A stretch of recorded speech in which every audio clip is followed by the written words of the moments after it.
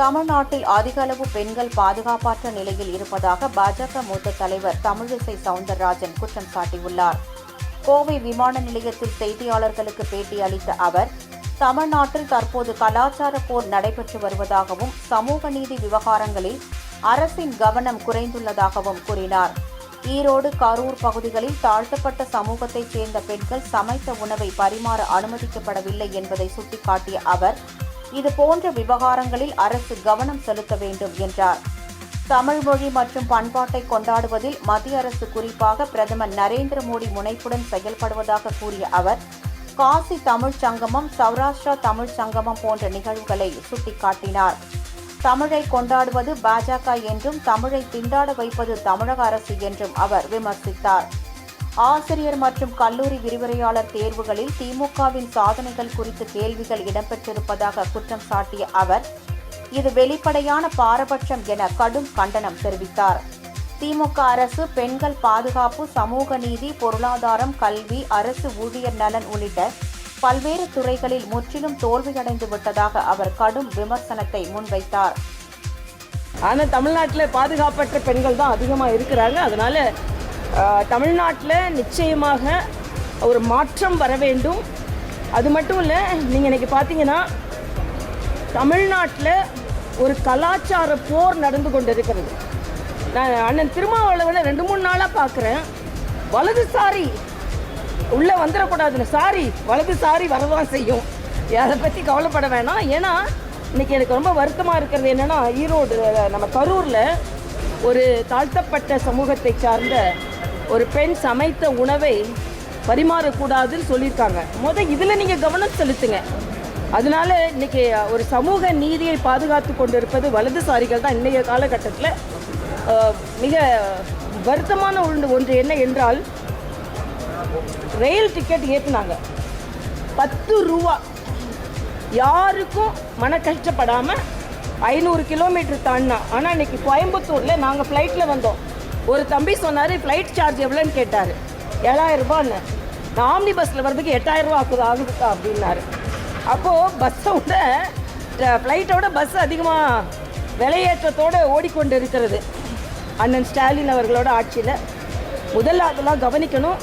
3 மடங்கு ஏறி இருக்கு ஆம்னி பஸ்ஸோட விலை. புது வருஷத்துக்கு பொங்கலுக்கு வர்றவங்க 3 மடங்கு விலையை கொடுத்து ஏறி வந்து கொண்டு இருக்கிறார்கள். அதனால் முதலில் அதையெல்லாம் கட்டுப்படுத்துங்க. எல்லாத்தையோட மரியாதைக்குரிய மோடி அவர்கள் நேற்று தமிழ் இணைக்கிறது, தமிழை பற்றி மட்டுமே இந்த ஆண்டோட இறுதி நிறைவான மன் கி பாத்தில் தமிழை மட்டுமே கொண்டாடி இருக்கிறார். நாளைக்கு சௌராஷ்டிரா தமிழ் சங்கமம் என்று நாம் நேற்று சௌராஷ்டிரா மாநாட்டில் நான் பேசினேன். அதே மாதிரி நாளைக்கு காசி தமிழ் சங்கமம் ராமேஸ்வரத்தில் மிக பிரம்மாண்டமாக கொண்டாடப்படுகிறது. அண்ணன் நமது மரியாதைக்குரிய துணை குடியரசுத் தலைவர் அண்ணன் சிபி ராதாகிருஷ்ணன் அவர்கள் கலந்து கொள்ள இருக்கிறார்கள். தர்மேந்திர பிரதான் அவர்கள் கலந்து கொள்ள இருக்கிறார்கள். அதனால் இன்றைக்கி தமிழை கொண்டாடுவது பாஜக தான். தமிழை திண்டாட வைப்பது. இன்றைக்கி தமிழ்நாட்டில் ஆசிரியர் தேர்வில் பார்த்தீங்கன்னா தமிழில் 80,000 பேர் தமிழில் குறைவு மார்க் வாங்குறாங்க. 50,000 +2 ஸ்டூடெண்ட்ஸு தமிழை எழுதவே வரமாட்டேன்ட்டாங்க. எல்லாவற்றிற்கும் மேலாக கல்லூரி விரிவுரையாளர்களுக்கான தேர்வு நேற்றைய முன்தினம் நடந்திருக்கிறது. 2 பிரிவாக நடந்திருக்குது. காலையில் 1, மாலையில் 1. மாலையில் 50 மார்க்குக்கான அந்த தேர்வில் திராவிட முன்னேற்ற கழகத்தின் சாதனையை எழுதுனா அவங்களுக்கு 50 மார்க்கு. அப்போது இது 2 விஷயம். ஒன்று திராவிட முன்னேற்ற கழக சாதனையை நீங்கள் கேள்வித்தாளில் வைக்கிறீங்க. இன்னொன்று அதை சரியாக எழுதுனவங்களுக்கு 50 மார்க் போட்டுருவீங்க. இன்னொன்று சரியாக எழுதுனவங்க திராவிட முன்னேற்ற கழகத்துக்காரங்க தானான்னு பேப்பரை கரெக்ட் பண்ணும்போதே தெரிய வேண்டும் என்பதற்காக இப்படி ஒரு கேள்வி. இது எந்த அளவுக்கு பாராபட்சமானது, வன்மையாக நான் கண்டிக்கிறேன். அதனால் இன்றைக்கி திமுக அரசு முற்றிலுமாக தோல்வி அடைந்த ஒரு அரசு. சும்மா இதை மாதிரி எல்லாரும் கேள்வி கேட்டுக்கொண்டு இருக்கிறார்கள் என்றதுக்காக கேள்வித்தாளில் வைக்கிறது எப்படி சரியாக இருக்கும்? அதனால் இன்றைக்கி அரசு மிக மோசமான அரசாக நடந்து கொண்டு இருக்கிறது. அங்கங்கே போய் மாநாடு நடத்தினா அதனால் ஒன்றும் மிக பிரம்மாண்டமான ஒரு சூழ்நிலை ஏற்படுத்திவிட முடியாது என்பது எனக்கு கருத்து. அப்புறம் பெண்களுக்கான மாநாடு இல்லை, காவலர்கள் பெண்களை துன்புறுத்துவது மட்டும் இல்லை. நீங்கள் செவிலியர்களுக்கு ஒரு ஆர்ப்பாட்டம் நடத்தினாங்க. ஒரு செவிலியர் சொல்கிறாரு, என்னோட உள்ளாடைய மாத்திரம் ஒரு சானிட்டரி பேட் வைக்க என்னை உடலை என்னை பிடிச்சி இழுத்துட்டு போனாங்கன்னா மனதிற்கு ரொம்ப வேதனையாக இருக்குது. அது மட்டும் இல்லை, செவிலியர்கள் திண்டாடுறாங்க. துப்புரவு தொழிலாளர்கள், இன்னைக்கு காலையில் பத்திரிகை பார்த்துருப்பீங்க, துப்புரவு தொழிலாளர்களுக்கு காலையில் சாப்பாடு கொடுக்குறேன்னு சொல்லிட்டு காலையில் வர்றவங்களுக்கு மத்தியானம் சாப்பாடு கொடுக்குறாங்களாம். ஆக காலையில் நாங்களாம் பசியோடு வேலை செய்கிறோன்றது மட்டும் இல்லாமல் அந்த உணவு தரமானதாக இல்லை என்று துப்புரவு தொழிலாளர்கள் சொல்லியிருக்கிறார்கள். இதெல்லாம் இந்த ஆட்சியின் அவலத்தை சொல்கிறது என்பதுதான். துப்புரவு தொழிலாளர்கள் துன்புறுத்தப்படுகிறார்கள், அப்புறப்படுத்தப்படும் போது செவிலியர்கள் துன்புறுத்தப்படுகிறார்கள், அரசாங்க ஊழியர்கள் துன்புறுத்தப்படுகிறார்கள். நேற்று பார்த்தீங்கன்னா இடைநிலை ஆசிரியர்கள் பெரும்பாலும் பெண்கள் தான், அவங்கள பிடிச்சி இழுத்துட்டு போகிறாங்க. இதெல்லாம் என்ன நடந்துக்கிட்டு இருக்குது இந்த ஆட்சியில்? அதனால் இன்னைக்கு எதை எடுத்தாலும் நீங்கள் கேட்டிங்கன்னா உடனே மத்திய அரசு ஒன்றிய அரசுன்னு ஸ்டாலின் ஆரம்பிப்பார். எல்லாத்துக்கும் மேலேங்க காங்கிரஸை சார்ந்தவர் ஒருத்தர், உத்தரப்பிரதேசத்தோட மக்கள் தொகை 24 கோடி, தமிழ்நாடோட மக்கள் தொகை 8 கோடி. ஆனால் இன்னைக்கு தமிழ்நாடோட கடன் உத்தரப்பிரதேச கடனோட இந்த 5 ஆண்டுகளில் அதிகமாக இருக்கிறதுன்னு பாஜகக்காரங்க சொல்லலை, காங்கிரஸை சார்ந்தவர் சொல்கிறார். அப்படி கணக்கு பார்த்தா நேற்று நான் ஒரு கணக்கு படித்தேன். 1000 ரூபாய் கொடுக்குறேன், 1000 ரூபாய் நான் அம்மாவுக்கு கொடுக்குறேன். நான் ஏற்கனவே சொன்னேன், அம்மாவுக்கு கொடுக்குற 1000 ரூபாய் டாஸ்மாக்கு போய் திருப்பி அரசாங்கத்துக்குமே வந்துடுதுன்னு. அம்மாவுக்கு 1000 ரூபாய் கொடுக்குறேன், அக்காவுக்கு 1000 ரூபாய் கொடுக்குறேன், மாணவர்களுக்கு 1000 ரூபாய் கொடுக்குறேன். ஆனால் இந்த தமிழ்நாடோட 9.5 லட்சம் கோடி கடனுக்கு 65,000 கோடி வட்டி கட்ட வேண்டி இருக்கு. அப்போ ஒருத்தர் தமிழனின் ஒரு தலைமையில் 1,27,000 கடன் சுமத்தப்பட்டு இருக்கிறது. அவங்க கட்டுற வட்டி மட்டுமே 8,000 ரூபாய். ஆக நீங்கள் 1000 ரூபாய் கொடுத்துட்டு 1.5 லட்சம் கடனை அவங்க தலைமையில் ஏற்றி வச்சுட்டு இருக்கீங்க. இதுதான் திராவிட மாடல் அரசு, இதுதான் அப்புறப்படுத்தப்பட வேண்டும் என்று நாங்கள் நினைக்கிறோம்.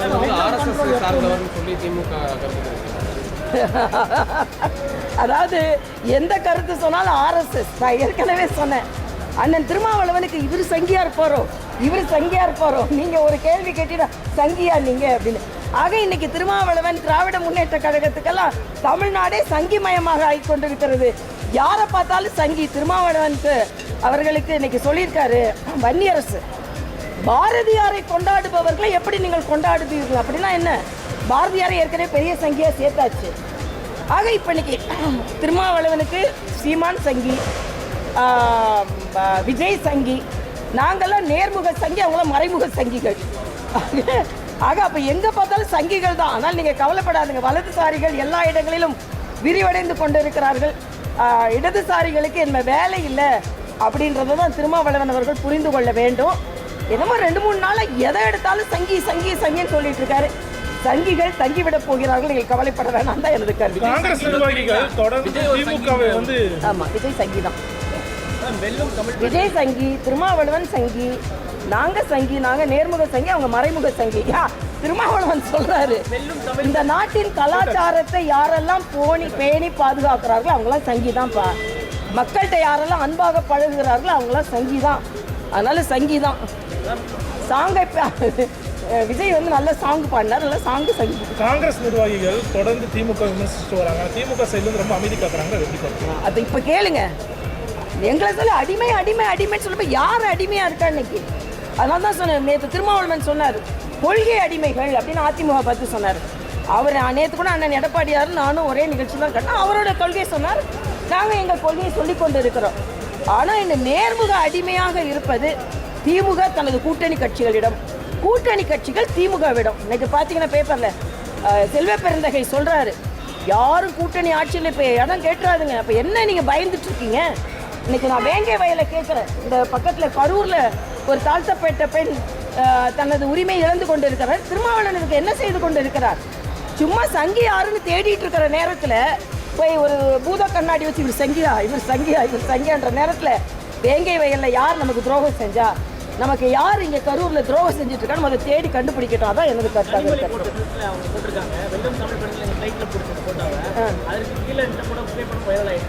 இல்லை. அதாவது இந்த வைரல்லாம் ஒன்றும் இல்லைங்க, வயிறு எரிஞ்சு அவங்க போடுறது. அது அமித்ஷா எங்கள் தலைவருங்க, அவர் என்னை கூப்பிட்டு பேசுகிறாரு. அதை கூப்பிட்டு நான் மேடையில் ஏறி பேசும்பொழுது நாங்கள் பேசுகிறோம், அவ்வளோதான். இதில் என்ன இருக்குன்னு நான் கேட்குறேன். வெல்லும் தமிழ் பெண்கள்னால் நாங்களும் தான் வெல்லுகின்ற தமிழ் பெண்கள். இந்தியா முழுசும் வெல்ல வைப்பது மரியாதைக்குரிய பாரத பிரதமர் அவர்கள் தான். அதனால் கனிமொழி அவர்களுக்கு நன்றி. ஏன்னா வெல்லும் பெண்கள் திமுகவில் மட்டும் இல்லை, எல்லா கட்சியிலும் இருக்கிறார்கள் என்பதை ஒட்டுமொத்தமாக போட்டதற்கு நன்றி. ஆசிரியர் தேர்வு 50 மதிப்பெண்களுக்கு திமுக சார்ந்த கேள்விகள் கேட்கப்படுறாங்க. இந்த புதிய திட்டங்கள் எல்லாமே கருணாநிதி பெயரில் வருது. புதிய பேருந்து இது கூட நல்ல, அதாவது இன்னைக்கு தம்பி கூட ஒன்று சொன்னார். அன்னூர் தான் போகிறேன். அன்னூரில் 125 நாளாக ஆக்கின வேலைவாய்ப்பு திட்டத்தை 100 நாட்கள் வேலைவாய்ப்பை எடுத்துட்டாங்கன்னு சொல்லி அதில் பொன்னம்மாள் போன்ற பெரிய அம்மாக்களெல்லாம் கூட்டி வந்து வச்சு அவங்க உயிர் துறந்திருக்கிறார்கள். அவங்ககிட்ட என்ன சொல்ல வேண்டியதுன்னா அவங்க 100 நாள் வேலைவாய்ப்பே போயிடுச்சுன்னு 125 நாளாக ஆக்கியிருக்காங்க. ஆக எப்படி பொய் சொல்லி கொண்டு இருக்கிறார்கள். ஆக இன்னைக்கு தமிழ்நாட்டில் கேளம்பாக்கமும் கலைஞர் தான், எங்கெங்கே பஸ் ஸ்டாப் இருக்குதோ அங்கெல்லாம் கலைஞர் தான். டாஸ்மாக்கு நம்ம கலைஞர் பெயர் வைக்காத ஒன்று தான் இப்போ குறைவாக இருக்குது, அதுவும் வச்சுருவாங்க. ஆனால் நான் கேட்குறேன், 100 நாள் வேலைவாய்ப்பில் 5ஆம் தேதி காங்கிரஸ் வந்து பெரிய பிரச்சாரம் பண்ண போகிறாங்களாம். ஏன்னா மகாத்மா காந்தி பேரை எடுத்துட்டாங்கன்னு. நான் கேட்குறேன், எத்தனை மகாத்மா காந்தி பேரை வச்சிங்க? நேற்று நான் நெட்டில் போய் பார்க்குறேன், 60 திட்டங்கள் ராஜீவ் காந்தி பேரில் மட்டுமே இருக்குது, 25 திட்டங்கள் இந்திரா காந்தி பேரில் மட்டுமே இருக்குது. இப்போ எந்த காந்தியை நீங்கள் தேடுறீங்க? அதே மாதிரி தான் இங்கே கலைஞர் இந்திரா காந்தி பேர் எடுத்துட்டாங்க, காந்தி பேர் எடுத்துட்டாங்க. கலைஞர் பேரை தானேங்க எல்லாத்துலேயும் வச்சிங்க. நெல்லுக்கு கூட கருணாநிதி தானங்க பேர் வச்சிங்க நீங்கள், விவசாயி பேர் வைக்கலையே. அதனால் பேர் போன அரசு அப்படின்னா பேர் வைத்த அரசாகத்தான் இருந்து கொண்டு இருக்கிறது. எல்லாம் ஒரு 4 மாதம் அங்கே பார்க்கலாம். அப்புறம் 2020 பேரில் இந்த யூனிவர்சிட்டியில் அந்த பேர் மாற்றம் செய்யாமல் உங்களால் கட்டமைப்புகளை மேம்படுத்திருக்காங்க. எந்த பேர் மாற்றிட்டு பார்க்கலாம். ஆனால் நீங்கள் மாற்றம் செஞ்சதில் குற்றச்சாட்டு வைக்கிறாங்க. இல்லை, நான் பேரை, அதாவது அதில் பேர் மாற்றினா ஜெயலலிதா அவர்கள் பேரை மாற்றலை. ஆனால் அம்மா கேன்டீன்லாம் இன்றைக்கி என்ன நிலைமையில் இருக்குது, பேரை மாற்றாங்க. அப்படியே அவங்க அப்படியே அழிச்சிருவாங்க. நாங்கள் அப்படி இல்லை. பேர் நான் கேட்குறேன், அடிப்படை மனிதர்களின் உரிமை என்பது அந்த பேர். அது வேண்டாமா? காந்தியோட பேரை மரியாதைக்குரிய பாரத பிரதமர் சொன்ன மாதிரி எங்கள் மனத்தில் இருக்கிறாங்க. நீங்கள் காந்தி பேரை வச்சுட்டு அதில் ஊழல் தான் அதிகமாக செஞ்சு கொண்டு இருந்தீங்க. அதனால பேரில் ஒன்றும் இல்லை. ஆனால் நீங்கள் பேரை தான் வைத்து கொண்டு, நான் திருப்பி கேட்குறேன், இன்றைக்கி மகாத்மா காந்தி பேருக்கு கூவுன்னு கூவுறீங்களே, எத்தனை மகாத்மா காந்தி பேரை உங்கள் திட்டத்தில் வச்சிங்க? வைக்கவே இல்லை. 125 நாள் ஆக்கி 60 நாட்கள் நீ விவசாய வேலைக்கு போகலாம், அதிக சம்பளம் வாங்கிக்கோங்கன்னு சொல்லி உத்தரவாதம் கொடுக்கின்ற ஒரு மாபெரும் திட்டம். அதை வந்து 100 நாள் வேலை வாய்ப்பை எடுத்துட்டாங்கன்னு போய் பிரச்சாரம் செய்கிறார்கள் என்பது எனக்கு கருத்து. யூனியன் கவர்மெண்ட் எத்தனை திட்டத்தில் காந்தியோட பேர் வச்சிருக்காங்க? யூனியன் கவர்மெண்ட் எல்லா இடத்துலையும் காந்தி பேர். இப்போ மரியாதைக்குரிய பாரத பிரதமர் அவர்கள் காதியை இம்ப்ரூவ் பண்ணியிருக்காரு. எல்லாத்துலேயும் காந்தி தான் சொல்லியிருக்காரு. காந்தியோட சிலையை மட்டும் உலக நாடுகளில் பல இடத்துல போய் அவர் வந்து திறந்து வச்சிருக்காரு. நாங்கள் காந்தியை பற்றி சொல்றது இல்லை, அவங்க காந்தி இன்னைக்கு சொல்லிட்டு இருக்காங்களா, அதுக்காக நான் சொல்கிறேன். கண்டிப்பா மத்திய அரசு அவுட் ஆஃப் கண்ட்ரோல் தமிழ்நாடுக்கு முதல்வர் அவுட் ஆஃப் கண்ட்ரோலில் நான் கேட்குறேன். ஓப்பன் டிபேட் ஒன்று கூப்பிட்டாரு அண்ணன் எடப்பாடியார், நான் வரேன்னாரு. உடனே சகோதரி கனிமொழி, அண்ணன் ஸ்டாலினுக்கெல்லாம் நேரம் இல்லை. ஆனால் RS பாரதி, நாங்கள்லாம் அதுக்கு வரோம். ஏன் ஓப்பன் டிபேட்டுக்கு கூப்பிடுறீங்க? ஓப்பன் டிபேட்டுக்கு கூப்பிட்டு ஏன் வேலை இருக்குன்றீங்க? ஏன் போய் சினிமா பார்க்க வேலை நேரம் இருக்குல்ல முதலமைச்சருக்கு, ஏன் ஓப்பன் டிபேட்டுக்கு வரல? அது மட்டும் இல்லை, அது மாதிரி தான் இப்போ அவுட் ஆஃப் கண்ட்ரோலும்.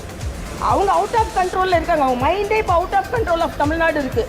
அதனால் கவலைப்படுவது அவங்களுக்கு தானே தவிர எங்களுக்கு வித்தின் அவர் கண்ட்ரோல் வரப்போகுதுன்றது எங்களோட நம்பிக்கையாக இருக்கிறது. அவுட் ஆஃப் கண்ட்ரோல் அவங்களுக்கு தமிழ்நாடு போகிறது என்பது அவங்களுக்கு அவநம்பிக்கையாக இருக்கிறது. நன்றி.